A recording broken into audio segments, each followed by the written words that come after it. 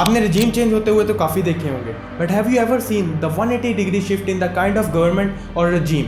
ऐसा ही कुछ हुआ ईरान में in the form of Islamic revolution. So today let's talk about Islamic revolution in Iran.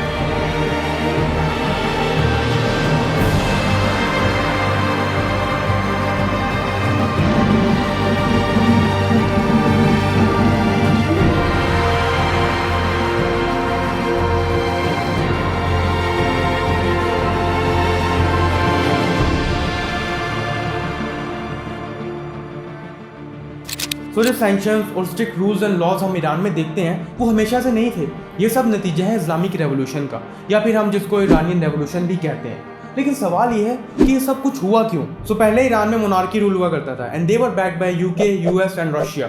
यानी कि जब भी इन ममालिक का दिल करता था किसी भी हुक्मरान को हटा देते थे और लगा देते थे। यही कुछ हुआ रजा शाह पहलवी के केस में भी। 1921 में यूके ने उसको मदद की कि वो मोनार्की रूल ईरान में कायम करे।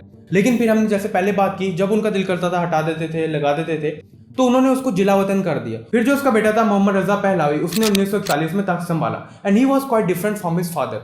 उसने सबसे पहले पार्लियामेंट को खत्म किया and he introduced white revolution. अब ये प्रोग्राम इकोनॉमिकली तो बहुत सक्सेसफुल था, लेकिन इसके जो बेनिफिट्स थे वो तमाम लोगों तक नहीं पहुंच पा रहे थे। इसकी वजह से लोगों में गम और गुस्सा बढ़ने लगा। पहले तो ये बात हुई कि शायद ही ईरान की तकदीर को बदल कर रख देगा, लेकिन ये सिर्फ चंद लोगों को ही फायदा पहुंचाता रहा।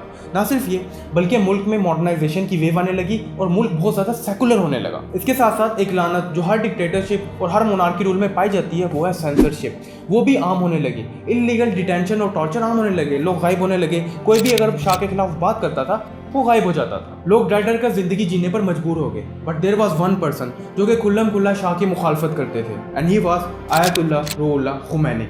ही was a former professor of philosophy in Qom. लेकिन क्योंकि वो शाह की बहुत ज़्यादा मुखालफत करते थे, लिहाजा 1964 में उनको जिला वतन कर दिया गया। उन्होंने तकरीबन 14 साल से ज़्यादा अरसा जिला वतनी में गुजारा और उसमें से भी जो मैक्सिमम हिस्सा था वो इराकी शहर नजफ में गुजारा। अब शाह ने आयतुल्लाह खुमैनी को इसलिए निकाला था ताकि वो लोगों में अपना इन्फ्लुएंस क्रिएट ना कर पाएँ और कोई भी उनके खिलाफ खड़ा ना हो, लेकिन वो आयतुल्लाह खुमैनी को रोक नहीं पाया। आयतुल्लाह खुमैनी ने इराक में बैठकर लोगों की तबलीग की। हज़ारों की तादाद में आयतुल्लाह खुमैनी की टेप्स और जो उनकी स्पीचेस की प्रिंटेड कॉपी थी वो ईरान में स्मगल की जाने लगी और वो लोगों में बहुत ज़्यादा पॉपुलर हो गए।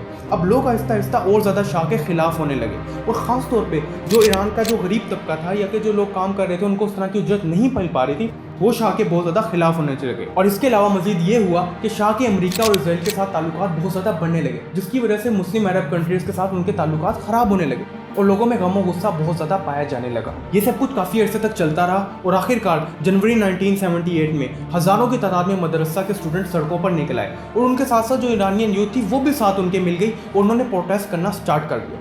अब उस टाइम पर शाह कैंसर से गुजर रहा था, लेकिन फिर भी उसने अपने रजीम को बचाने की काफ़ी कोशिश की। उसने ये हुक्म दिया कि जलसों के ऊपर ओपन फायर कर दिया जाए। लिहाजा यही हुआ और बहुत से लोगों ने अपनी जान गंवाई।